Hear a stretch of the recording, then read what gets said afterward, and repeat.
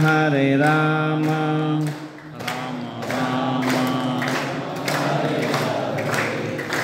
हरे कृष्ण.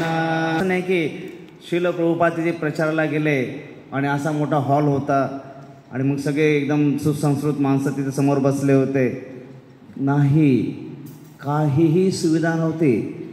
त्यावेळेस श्रील प्रभुपाद 70 वर्षाच्या वयामध्ये कधी जी बावरी म्हणून असायची, जिथे नशाधीन असलेले लोक राहायचे, असे 4-4, 5-5 एक मुलं जे आहेत, 18, 20, 22 वर्षाची मुलं, ब्राऊन शुगर पिणारे, ड्रग्स पिणारे, त्या रूम्समध्ये राहायचे. अशा बावरीमध्ये श्रील प्रभुपाद राहत होते.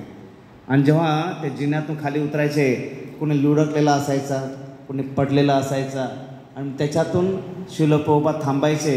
मग तो माणूस लुडकत असा साईडला व्हायचा, मग प्रभुपाद तिथून निघायचे.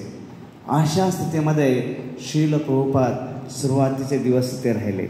आणि नंतर मग हळूहळू जेव्हा श्रील प्रभुपादाने प्रचार कार्य सुरू केलं, तर तिथे श्रील प्रभुपाद त्या 70-71च्या वयामध्ये स्वतः